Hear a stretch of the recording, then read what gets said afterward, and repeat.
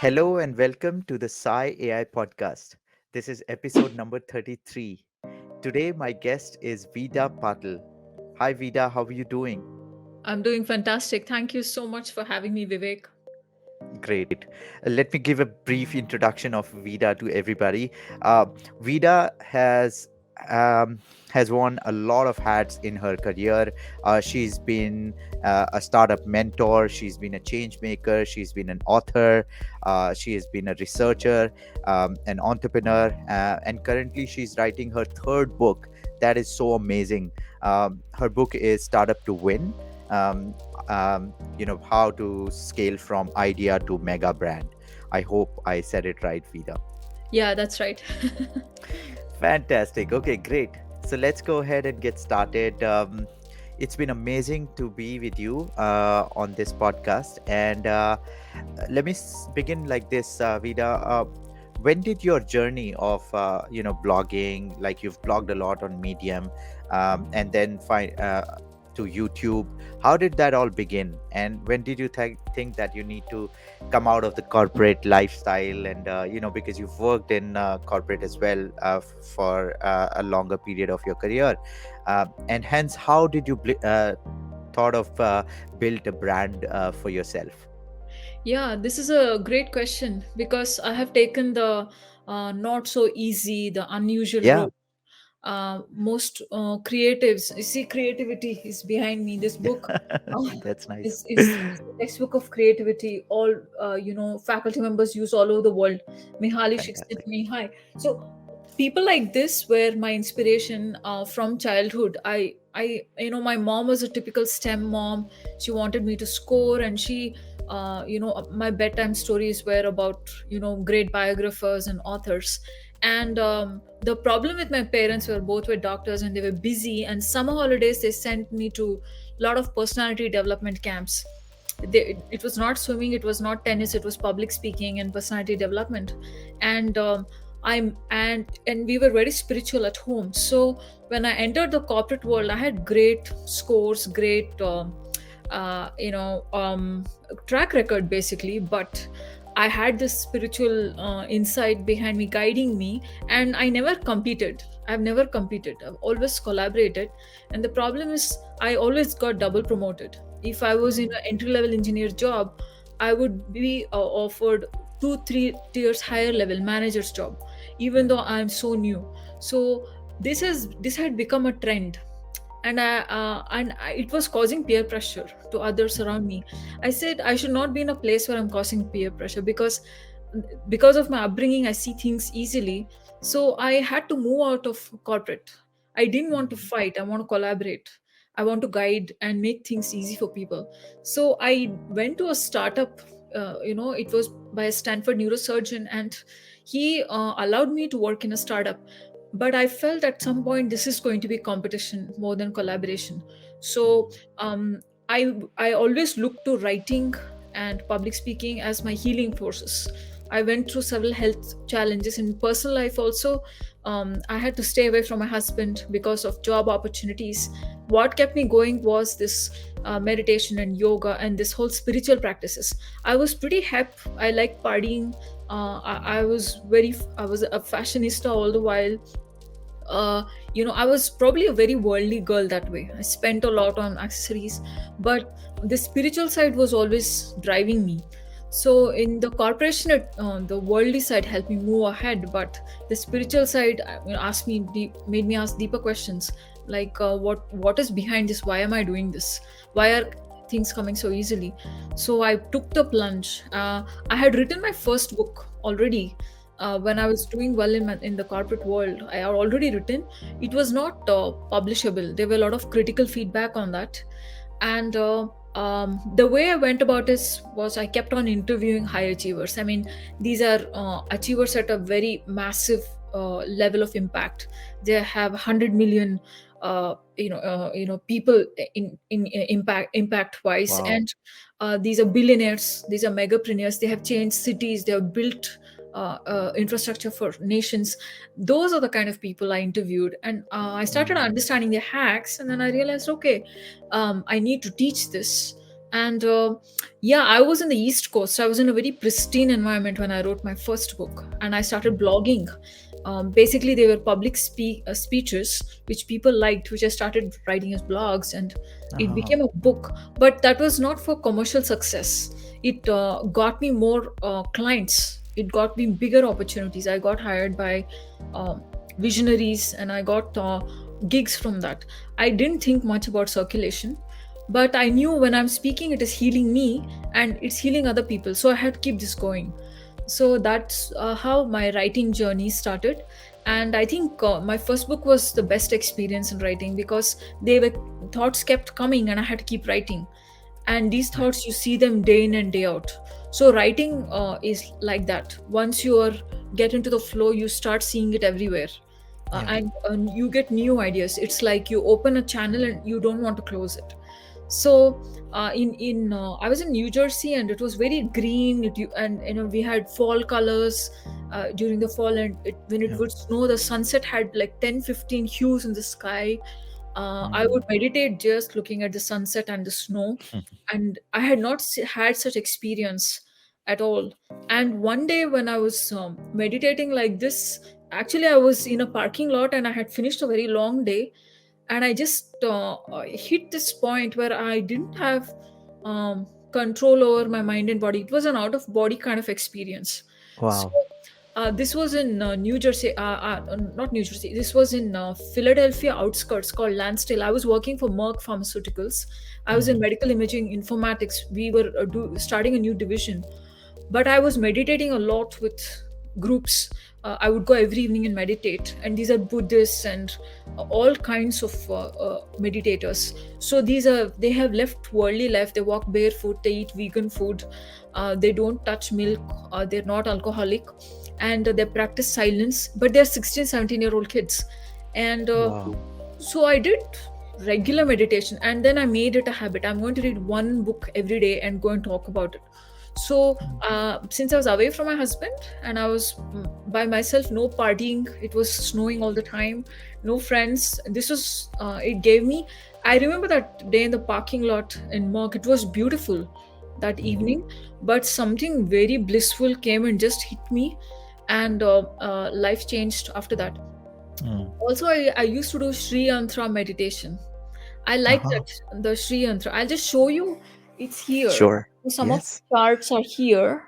If you see, Wow. different forms of Sri Yantra, and there's one particular which is uses the golden ratio. Mhm.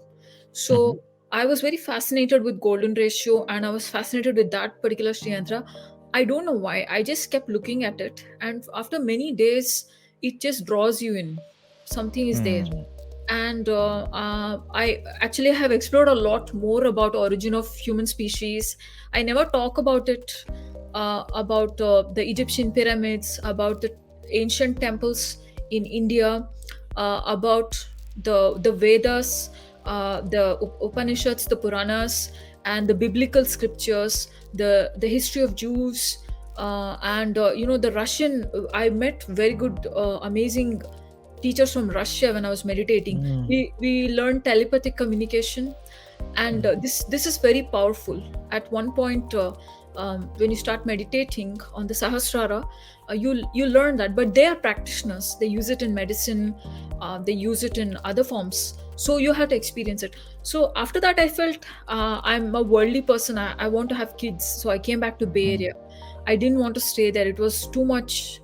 I was getting too much into it. I had a family, a husband, but I'll never forget that out of body experience I had, and the Sri Yantra, the time I spent meditating on the yantra, it Mm. just changed the course of my life. I think that's when I decided. I was doing well in corporate, but I'd say, look, that needs to be fixed. I get the meeting with the CEO and the CTO. Everybody's dreaming. I get it just like this. It takes me 2 minutes, and then I have to Right. say something about this company's direction. There's a blind spot, and after that, I feel I'm done here. I need to go. Mm. So even in the corporate world, my before my last day, I had a very big presentation with the product management, like the hot shots of the company, and I told them where this company is going to fail. And after that, within a few weeks, I just resigned. I said my karma here is over. So Mm, this is not understandable by other people. Like, I have mm, to talk to people who are in that kind of plane. But after that, I went on to work with professors at Stanford. I worked with AI professors at MIT Media Lab, and I did publish my second book with a lady at Harvard University.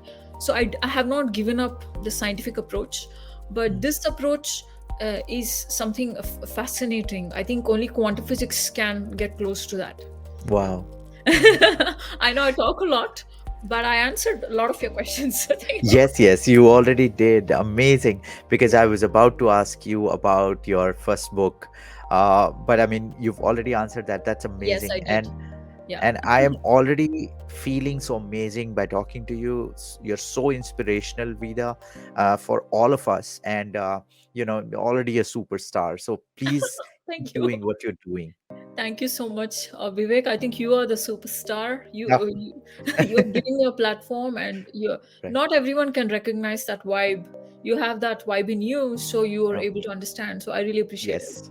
it. Yes, and Vida's podcast is Pitch Cafe Yes, podcast, yes, and her YouTube channel is amazing. I would recommend it to everybody because she puts videos talking to CEOs, CTOs, and many yes, people around the world as to about the growth mindset, yes, innovation. Yeah, yes. yeah, So this mug, it's yeah. actually from a Digital Impact Square. It's faded. I have it Oh since wow. 2017. It was given to me by students in Pune. The Uh-huh. professor at MIT had taken us to Pune. They were building, making Nashik near Pune. Yeah, It's a small town into a smart yeah. city. So Oh this mug, and then that was inspiration for my second book. But Nashik is a very spiritual place. When I yeah. felt there, I felt blessed. So I always use this mug. It's faded, it's old, but it's inspiration Fantastic. to me. Yeah. I think the so much knowledge that you have, Vida, is all because of the fact that you were so much open to all the cultures, the knowledge that you grasped during that time when you were away from your husband, living in New Jersey. Fantastic journey. Really something that everybody should emulate. I mean, you've talked about Vedas. That is giving me goosebumps. I've just started reading some of it, and then. It transforms your life. Absolutely. Yeah. It's just a channel. You open it, and that energy is unbelievable. Yes. You just keep Yes. receiving. You have to be humble and receive it. Right. Right. Yeah. Fantastic. Great. uh, so let me then ask you, when you've also done a lot of work with startups, motivational speeches, and mentoring. How did you get so much time in your career, in your one day every day, from your busy schedule, that you could have managed all that along with your family, of course? Yeah, I always believe in teamwork. Uh, what Mm, what I'm really good is spotting people who are smarter than me, who are mm, better than me, and I work with them. So, for instance, when I did my second book, I worked with a lady from Harvard University. In every way, she was better than me. So right. if there was one opportunity and both of us stood next to each other, the only reason why people would hire me is because I'm getting along with everyone and making things happen. Otherwise, in every way, she was better than me. And that's a trait which most people don't have. Yeah. If they find somebody who's more attractive, better than you, they just come in the way and eliminate. But I Yeah. never did that in my career, and Yeah. that's how I was able to get a lot of things done. I delegate a lot of work at home and in my profession to people smarter than me, and Mm, I enable them. I'm their servant basically. mm, And people who know to delegate, I feel they go very far in life. It's right. just you can get four things done. Even now the people I work with are 10 times smarter than me, but I'm their Right. servant. I will go set up the stand, I will carry their books, I'll carry their laptop bag, I'm going to clean the whiteboard for them, and Mm, I'll make sure whatever amazing ideas are coming from them, they're going to change someone's life, and I'll make mm, sure everything happens. So when I'm with students, I coach a lot of students, I get treated like that. Like, hey, this right. person, she says one thing and changes. So I get treated, they also, I treat others also like that. The Yeah. even now, I'm working with another lady life coach. She's brilliant. She's mastered it. I am getting into life coaching, but I'm her servant. I will do her charts. I will write the script. I will draw the table for her. So you have to be collaborative. You have to be Right. comfortable with more attention going to others around you. Then you start growing a lot. Is what I think. It's my Mm. personal belief. I don't know. I get hurt a lot many times, but Mm. I'm vulnerable. I'm okay. I cry it Mm. out, and then I'm move on because something Mm. bigger is waiting. You eliminated somebody who is in a lower energy level. If Right. somebody is not comfortable with your growth, they give you trouble. Then move out of there, or find a bigger force which will take you upper. So Right. that's how I see it. This person is in a low energy state. Either put them in a high energy state. If you cannot do Mm. that, then some other higher force, you have to willingly be open. They come and just get you. It's like these really amazing forces, like the head of I always believe, go and go for the gold. If the prime minister is sitting in the room, shake hands with Mm. him. Mm. Shake hands with the elephant in the room. I don't Mm. want to sit in the back seat and bite my nails. I will go and shake hands. I'll sanitize my hands and go shake hands with the prime minister, because you live only once, right? So Yes. Yes. and those are the forces who are changing the world. If you Mm. want to be a change maker, you gotta be with the force which is changing the world. See, if you're Right. moving a big rock, you can use one axle to that, right? You're Mm. using the axle. Now if you Right. stand or you can use a very small tool to do that. If there is a very big force which is moving the axle, I will give a small push to the big force, then the Mm. whole rock will move. If I start working with these small forces and I butt my head with them, this rock is not going to move. I'm going to go to the Right. biggest chain maker and impact him or her, whoever that is. So that's one of the things which I believe, it has worked for me. Yeah. Mm. Fantastic attitude. I mean, that this says a lot about you. You're so modest. You're so open. You're also so collaborative, and Yes. that is why you're such a dynamic personality. Not somebody who is just working in a 9 to 5 routine, or even if you're an entrepreneur or let's say a writer, you're just still very siloed into your sort of jobs and sort of your work. But you're doing so many different things, the reason being your fundamentals are just so amazing.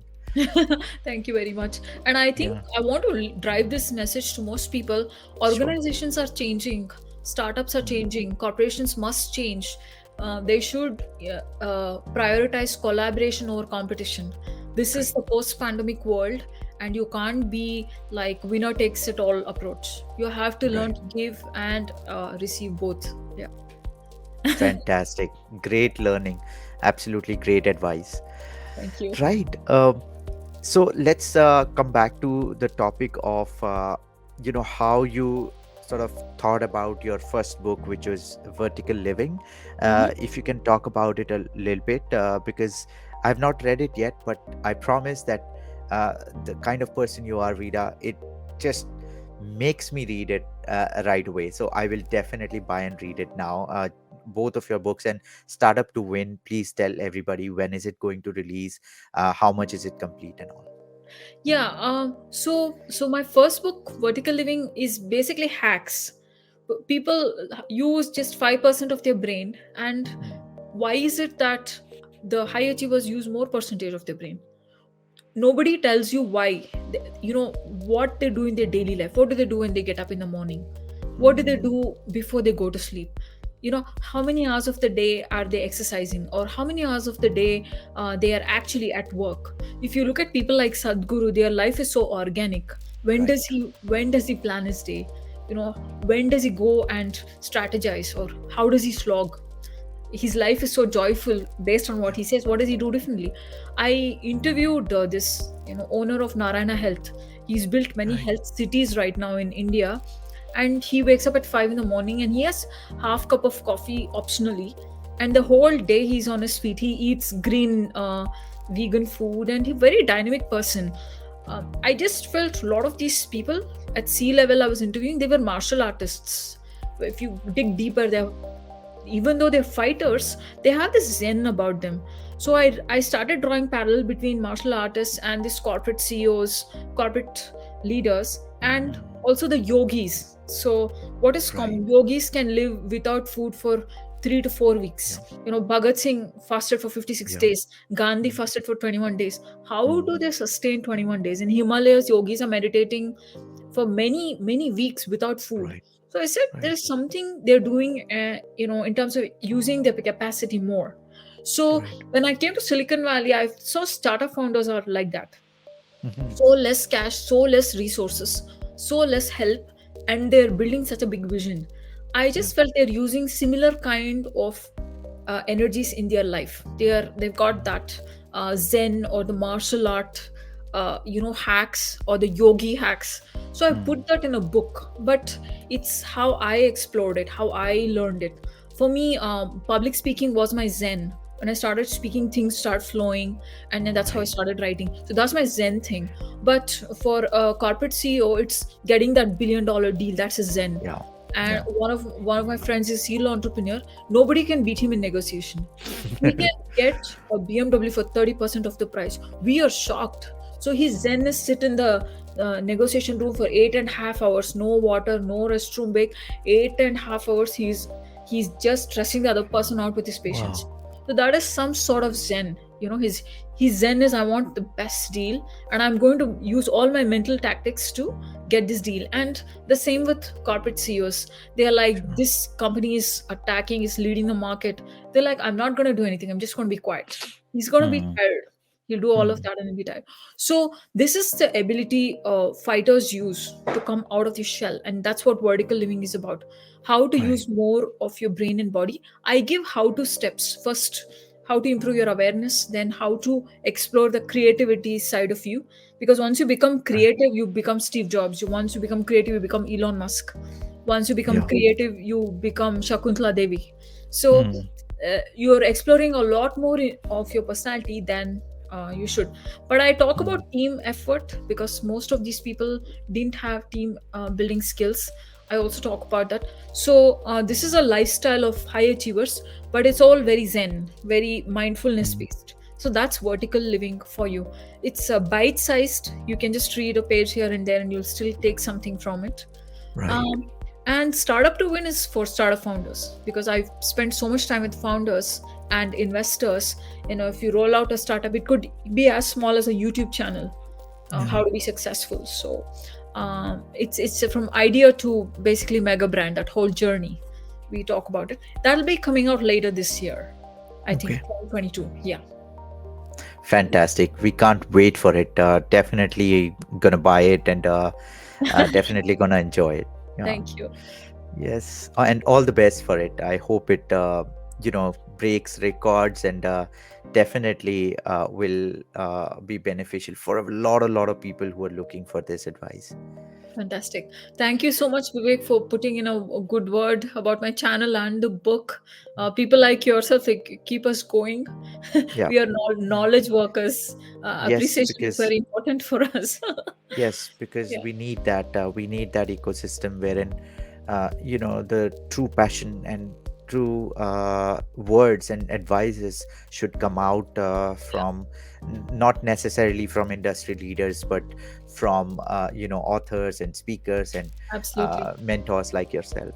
Absolutely. So, coming to AI, Yeah. being an author is one of the hardest things for AI to do, because it's a creative pursuit. Most jobs are replaceable, but being an author, envisioning a book is still a challenge for Yeah, AI. that's So, true. That is true. yeah, So, yes, that's a good point of starting the AI discussion because, as you know, my podcast is on artificial intelligence. I sure. cannot let go before we discuss this. So, could you please talk about what is your opinion of AI? You've started your career as in data and then research.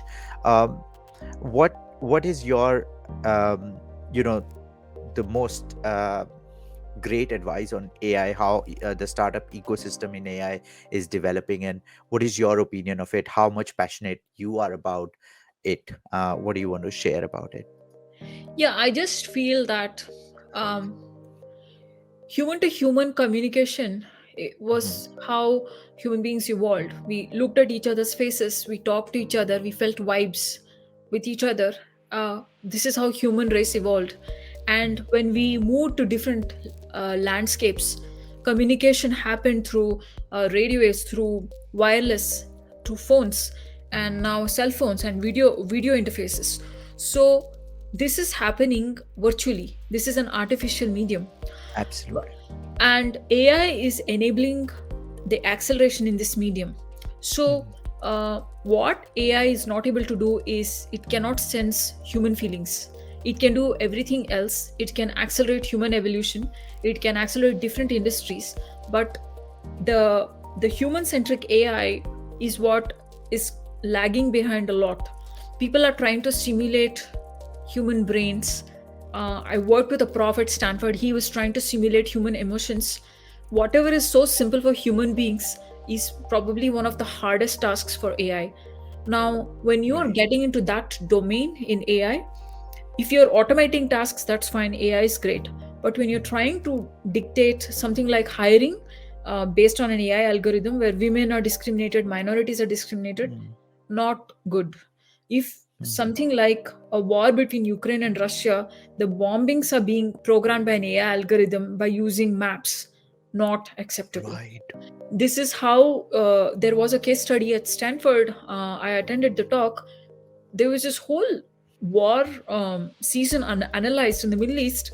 They're targeting people based on AI algorithm. Children and women were getting killed, and this Oh. is the whole automated warplane was programmed. So who's Right. answerable about this?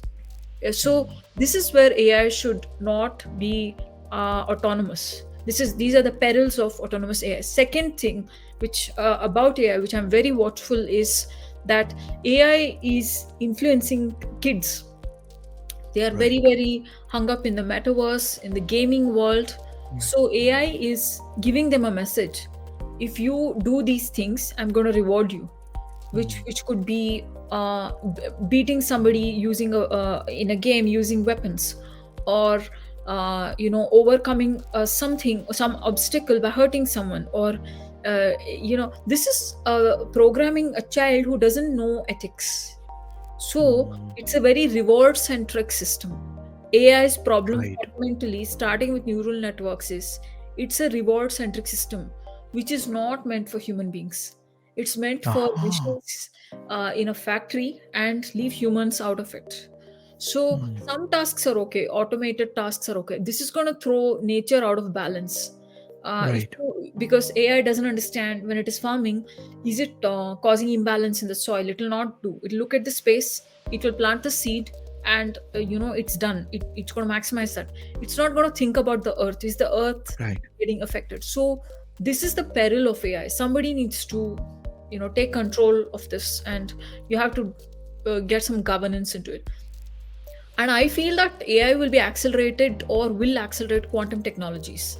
I have a Right. feeling that um, the next threshold for AI is quantum technology. So Right.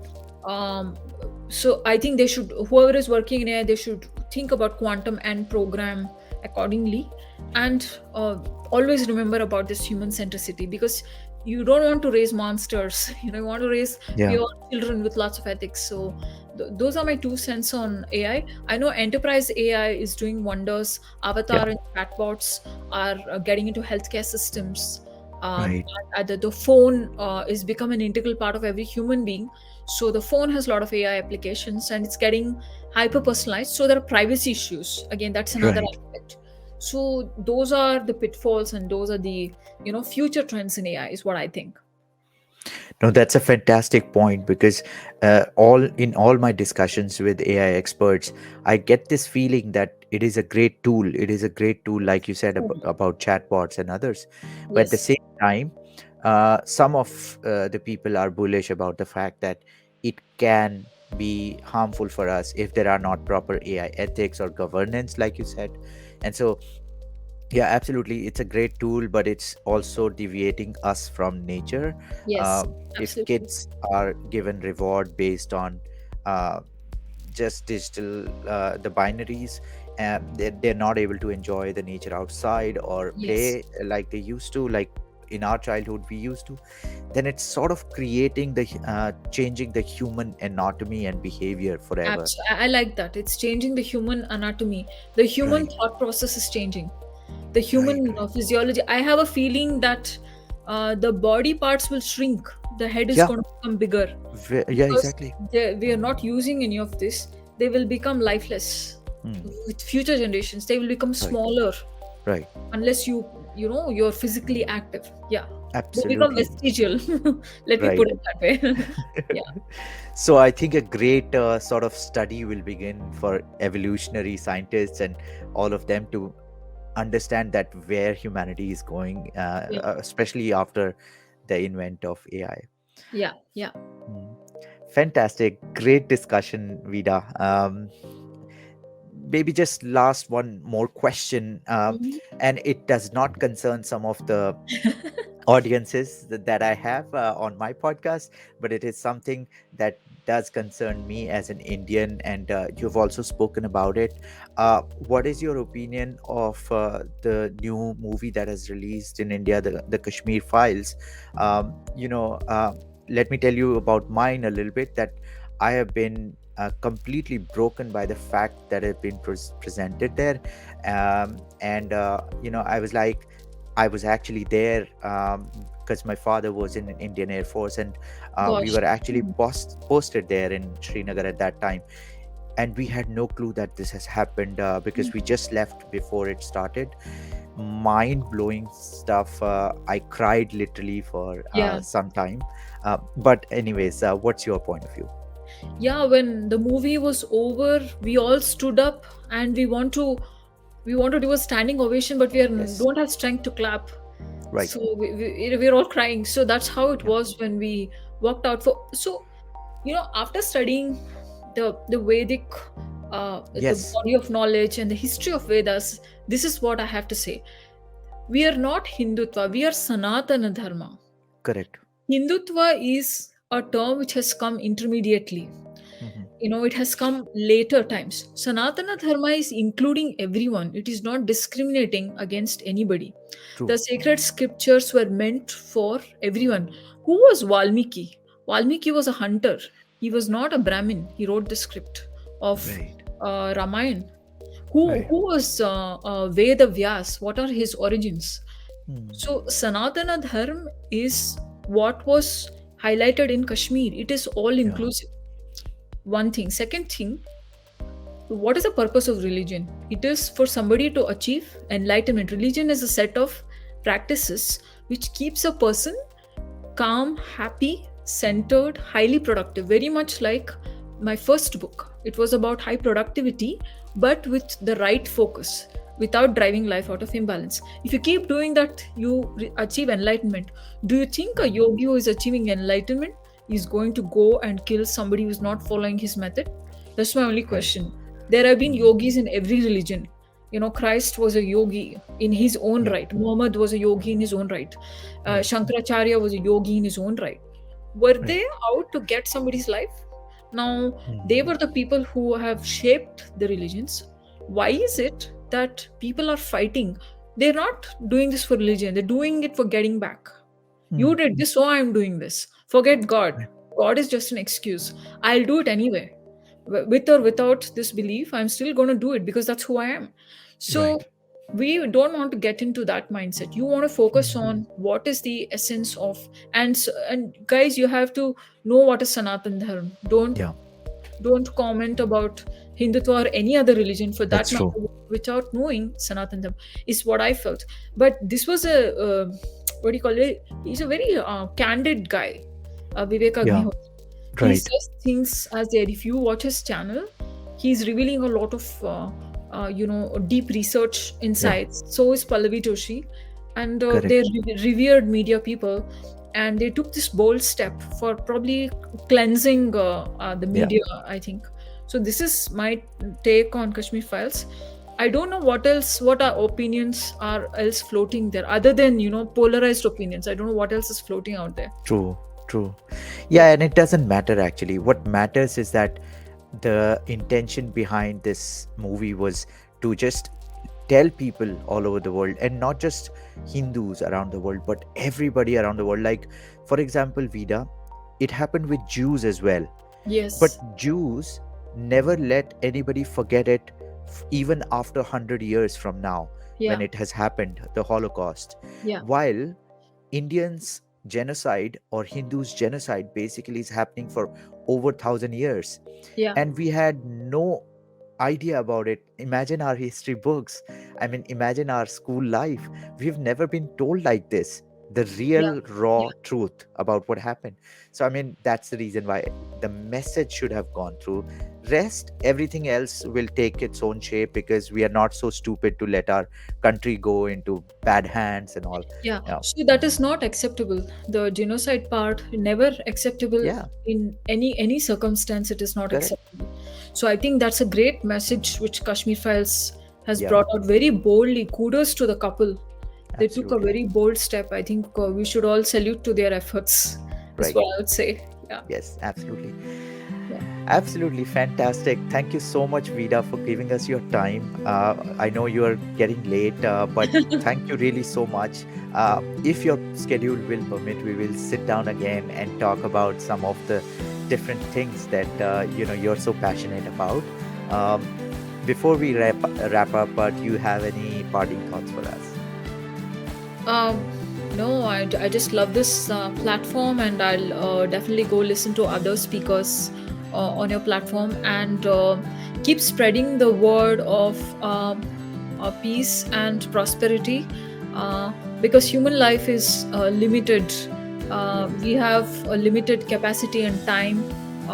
What can you do best in this given moment? And collaboration over competition, always. right, exactly. That's a very smart way. Collaborate. Yes, yes. Right. So with that, Fantastic. Great. thank you, Vivek. Awesome podcast, and yeah, we'll take your leave. We'll see you next time. Thank you so much. Yeah, Thank you. You have a great day. Bye yeah. bye. You too. Bye bye.